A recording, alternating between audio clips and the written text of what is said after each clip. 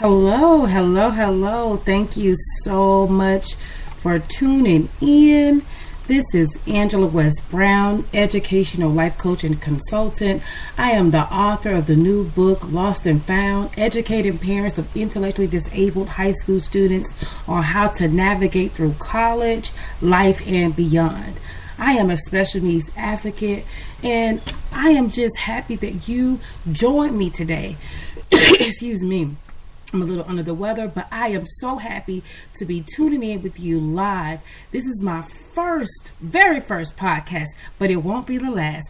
So, I wanted to talk about a few things this morning. And first, I wanted to let you know exactly what my mission was when I created the book Lost and Found. Now, my experience with this is coming from a sibling perspective, okay? I am not a parent of a child with intellectual disabilities, but my experience with this is very unique, and it's a little different because my grandmother raised me and my sister has intellectual disability. And throughout our childhood and throughout our time living with my grandmother when we were children, my grandmother did the best she could with the information she had. My sister was in special education classes. We attended church regularly. We were able to have a great connection with her teachers. But it also, my grandmother was receiving SSI, which is the Social Security Supplemental Income. And so with doing all of that, my grandmother assumed, like most parents and grandparents, that their child or grandchild is taken care of. They believe that their child is okay. And a lot of times, because of the lack of resources and because of the lack of knowledge provided, a lot of times the child suffers. And it's not something that's intentionally done, okay? So, from there, things started to become a little challenging. As my sister got older, she was in high school, and a lot of the information and resources that my grandmother needed to prepare her for adulthood, my grandmother didn't know. She was told about the program at Morris Brown College, and once they closed their doors, there was nothing else in place for my grandmother, for my sister, that my grandmother was aware of. And so with that happening, my sister did not have the vocational training to prepare for life after high school, to get her acclimated with living somewhat on her own. There were so many things that were supposed to be placed in the path of my sister to succeed that did not happen. And I believe wholeheartedly that if I had the information to give to my grandmother, that my grandmother listens to me. A lot of times with situations like this, parents are very, very sensitive, and rightfully so. And it's hard to hear someone from the outside come in and try to tell you what to do with your child. And so I believe that being the sibling, I could help my sister through finding the resources to give to my grandmother. Now, that wasn't the case. And so in that process of that happening, my sister ended up being lost on the streets. She ended up being, in dangerous situations, being exposed to unnecessary things. And you may say, well, this is life, but at the same time, when you have a person with intellectual disabilities, it's a little bit more intense. It's a little bit more challenging because they are more sensitive and more impressionable when it comes to things that me and you could process and understand. Okay, this is something I need to stay away from. This is dangerous, or I shouldn't do this. They see the world around them and the people as friends, as somebody that loves them, that has their best interests at heart. And that's not the case all the time. And so my sister, she has a loving spirit. She saw no stranger. She loves everyone. Just very, just genuine, just sweet spirit. And she is a firecracker. But she was maybe 21, 22, but had the mind of a 10, 11-year-old. My sister was still pushing strollers with baby dolls in them. So she did not really understand what the issues were surrounding her being alone or being in situations that potentially put her in harm's way. And so as the years progressed and dealing with her running away and, the authorities saying, hey, she's over 21, we can't hold her, you're going to have to come down here and get her. Or the hospital would call and say, hey, she's in bad shape, you are, have to come down here and pick her up. And then we'll pick her up, bring her home, love on her, make sure she's okay. And then she would run away again. And sometimes, it's hard because people will say, well, what happened? Why couldn't you all keep her at home? She was grown in the state's eyes. She was a grown woman. And on top of that, if she has not been exposed to a routine and a way of doing things long before she graduated from high school and became an adult, then yes, she's going to run away. And you cannot keep someone where they want to be. That's the purpose of having programs such as CUMP and NOW, to prevent our relatives from being placed in an institution or a home. Is to help them be able to acclimate themselves throughout their lives and in society. And so that's very inhumane to say, okay, well, let's just lock her away. We are trying to grow from that type of thinking. And so in saying all that, my book is what I feel a lot of families need to show, okay, this is what happens when there are no preventative measures in place. Okay? This is what happens when the resources may very well be out there, but if they don't know is there, it might as well not exist. Okay, so you could say, okay, well, we have this program, we have that program, we have this, we have that. But if you have someone who, such as a grandmother or aunt or uncle, someone who stepped up to the plate to take responsibility and ownership of another child that they didn't anticipate having, they don't know. They're just saying, look, I've taken my child out the system. I'm raising my child.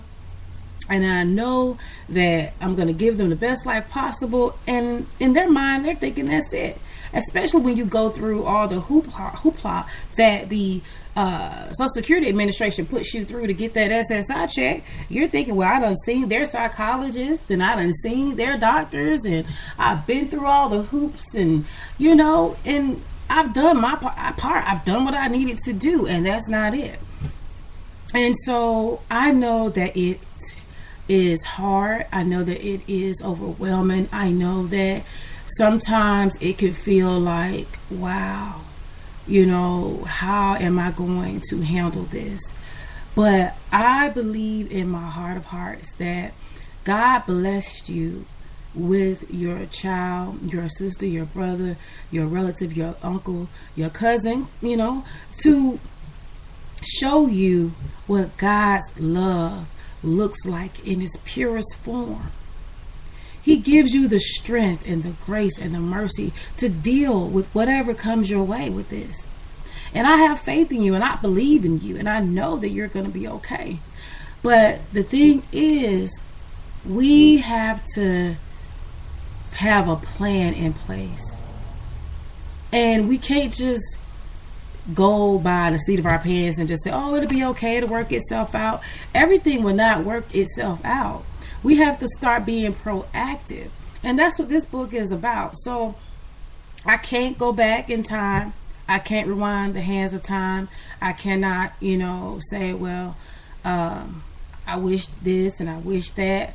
What I can do is put my experiences in a book, show you where I feel that, we dropped the ball, or where we could have done better, and help another family to be able to avoid the pitfalls and the heartache and the pain and just that back and forth and uncertainty and confusion that we had to go through, that I had to go through once I became an adult. It was, I am raising, my family and taking care of my family, and me and my husband both were trying to do our best to be there for my sister and take care of her the best we could while maintaining our homes and things that we had to do with our children. And I feel as though at one point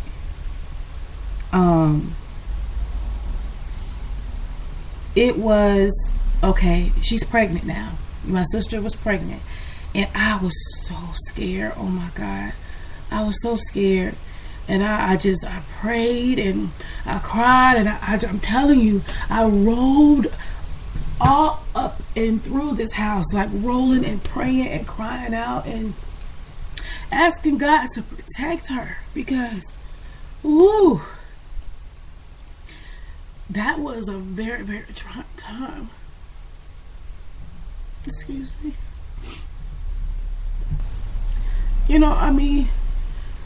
I was like, oh my God, how is she gonna take care of this baby?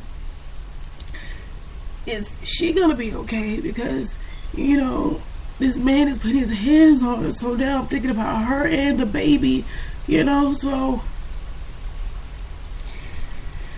Whew.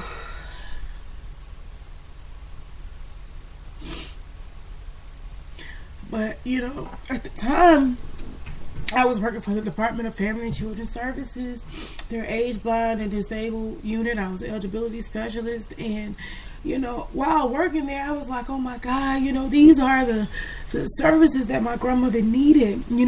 These are the resources that, my sister should have had, to help her prepare, for what she had to face and deal with as an adult, And so I said, you know what, I'm going to start collecting, this information as it crossed my desk. I'm going to make me a separate folder, for me, to look into for my sister. And, I'm going to process these cases for my members, my clients that's coming through. But I'm creating my own resource guide right here. And I did that, while I was there. And it almost infuriated me so bad that, all of this stuff was available. And I didn't know. My grandmother didn't know. We didn't know. We just did not know. But I said, it stops right here. It stops right now. The buck stops right here.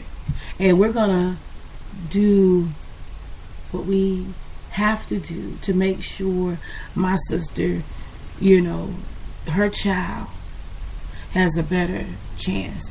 I'm going to arm myself with knowledge. I'm going to arm myself with information so I can fight for my sister and my niece. And so we, fast forward, a couple of months, and, she's had the baby. And we're in the NICU looking at baby Angie. My sister named her after me. And oh my gosh, she was just so beautiful, just gorgeous. And honestly, I said, oh my God, I don't know what to do. I was like, I gotta talk to my husband.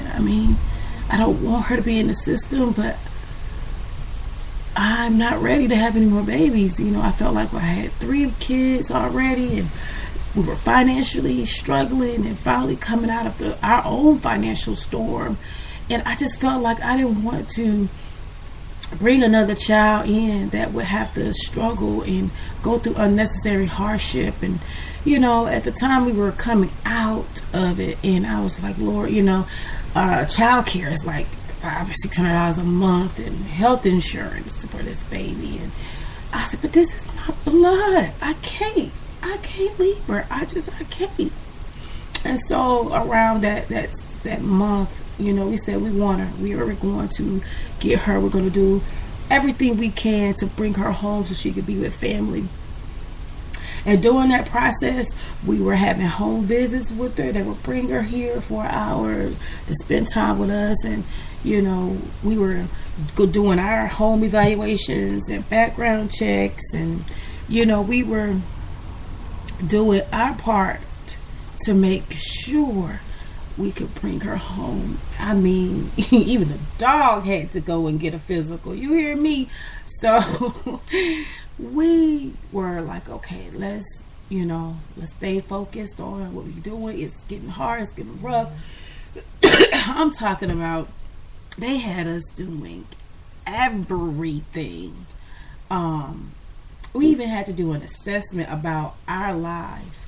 Married, before we got married, everything. Like, it was just a thorough investigation on us to make sure that we were a good fit. And I appreciate that. Now it was just a lot of headache and back and forth then, but I truly appreciate it now. But I think maybe 5 or 6 months later, she was placed with us.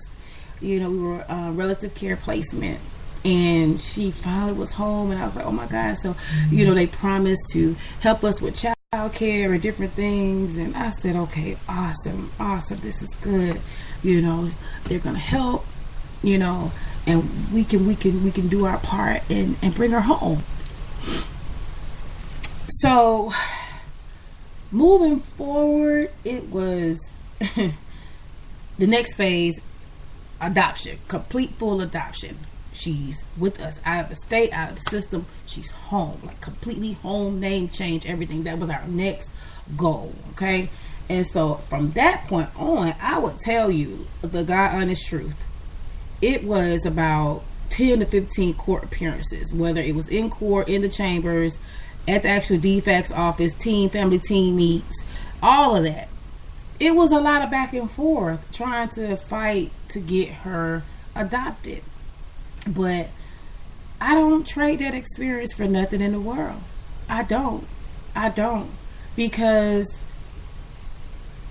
she can look back and say, my aunt and my uncle, they fought for me. They care enough to fight for me, to make me an official Brown. I don't have to be with strangers. I can be home with my family, with my little cousins, and raising them as sister and brother. Because she came to live with us. She came into my family when she was like 6 months old, and so she's just like my daughter, But y'all, it's a lot, and I'm just happy that I can share this with you all, and we can really, get some things on the table, get some things discussed, really lay it all out.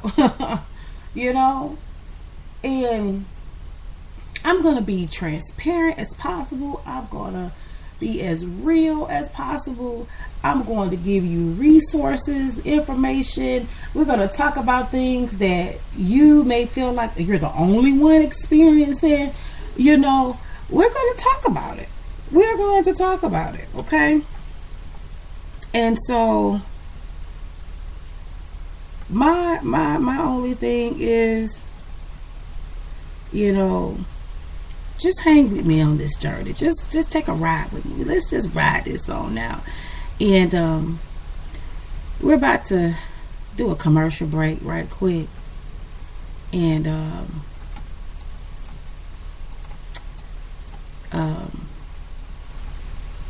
I want you to stay tuned. Come back.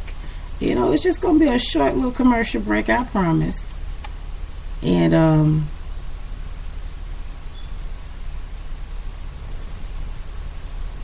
enjoy. Okay.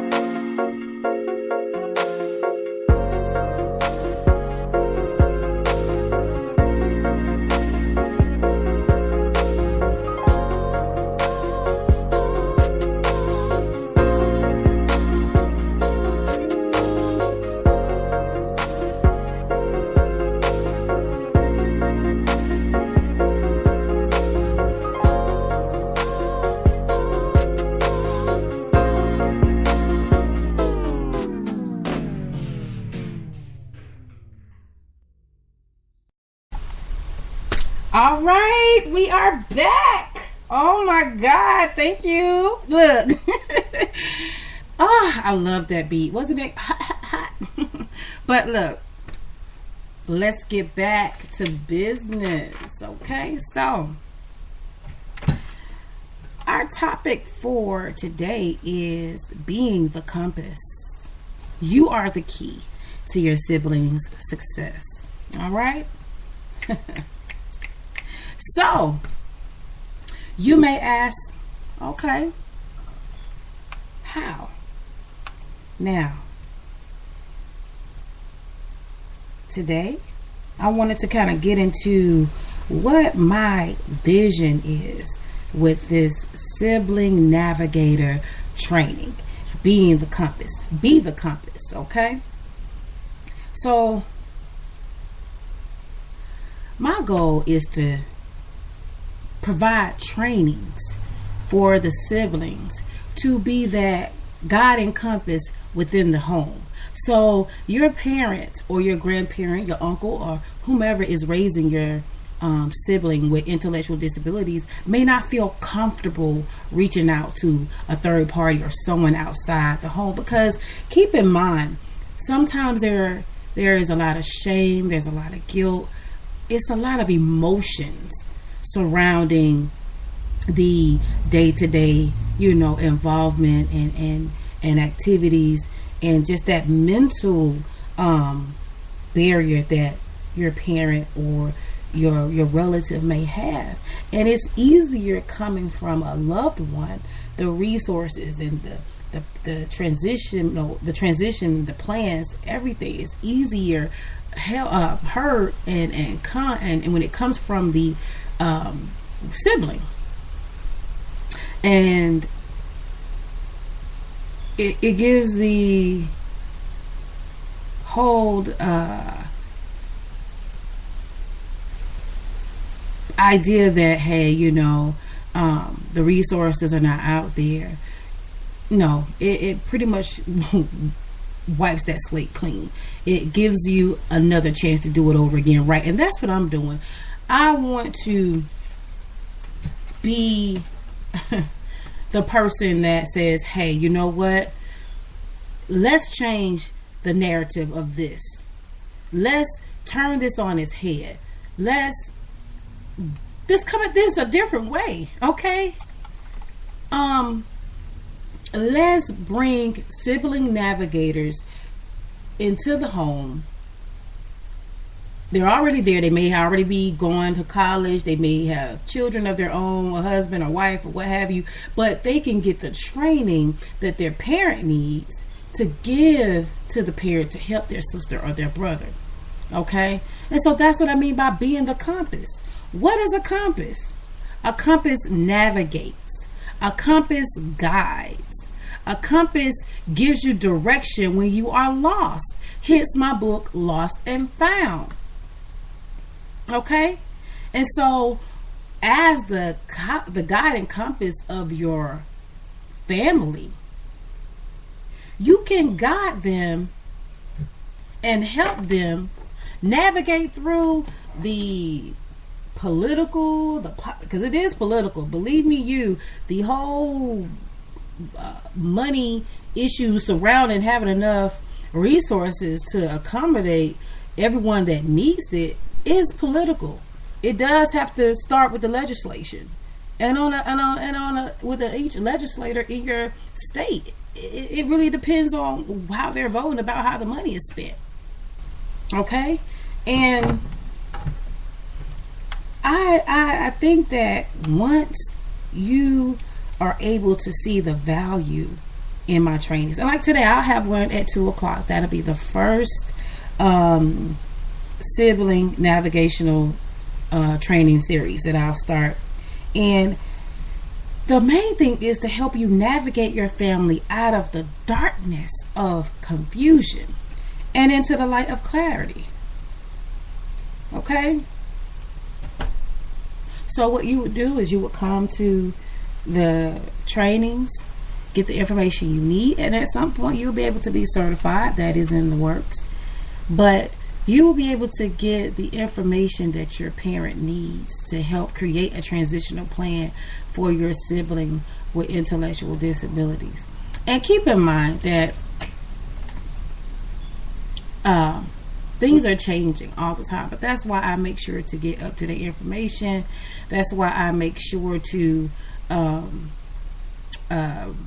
attend different webinars. I've partnered with different organizations. I'm a part of the Sibling Leadership Network. I'm a part of Autism Speaks. I'm a part of just so many different Facebook groups, trying to make sure that I stay plugged in so that I can help guide my sibling navigators so that they continue to be the guiding compass in their homes. And, at some point, I would like for you all to call in with your questions, okay? And until then, we have our Authors Corner live on Thursdays, every third Thursday, where, if you don't have an opportunity to ask your questions here, you can meet me, on the live chat and ask your questions there.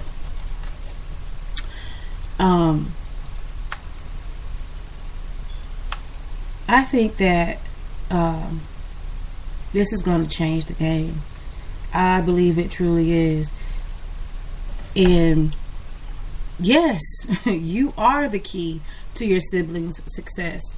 I wrote my book, for parents, but it was really for you, the brother, the sister. It was really for you. And so, when you get an opportunity, pick up a copy of the book. Let me know what you think about it. Write your review, your comments on it. Excuse me. And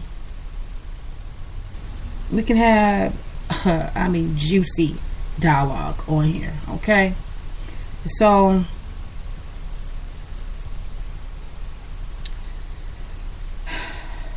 I want to make sure I am not missing any information I want to share with you. Okay. Let me see. No, that's it.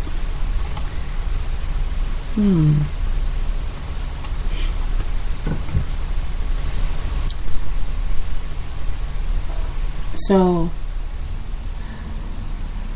I want you to really, really, really consider becoming a sibling navigator. Consider becoming the guiding compass in your family, in your home. My story is to help someone prevent any hurt, harm, or danger coming to their sibling with intellectual disabilities. And I know that we can't, prevent everything, but we can start somewhere. We can start somewhere. And that can come from, reaching out and getting the information that you need. And I'm gonna put everything together for you. It won't be hard. You won't be clueless. Everything will be there for you. Just come to the webinars. Come to the trainings. Get the book.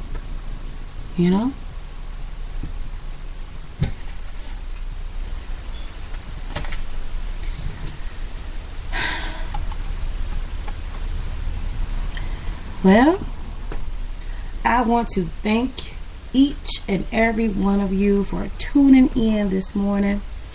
This show is a little short because I want to just let you know who I am and why I'm here. I'm here for you, okay? Now, next time you'll be able to call in, okay? So I want you to be ready with your questions, your comments, because this is going to be an active this is a dialogue. This is a conversation. I won't be the only one talking on here, okay? I want to hear your voice. I want to hear from you, okay? And I'll post this up. I want you all to have a great Saturday. If you're planning to attend my webinar this evening, I'll see you all then. And look, it has been a wonderful time. An absolute pleasure, being on here with you all, okay? And hey, I'll see you again. All right? It's been a wonderful morning. I am so happy to be on here with you all. Oh my God, I have dragged this for about a good 2 months, but God blessed me. He heard me. I wanted my own show, and I'm doing it. I'm here, and it won't be the last. All right. So once again, my name is Angela West Brown, educational life coach and consultant. And hey, you all have a wonderful, wonderful rest of your day. Okay. All right. I'll do the same. Bye.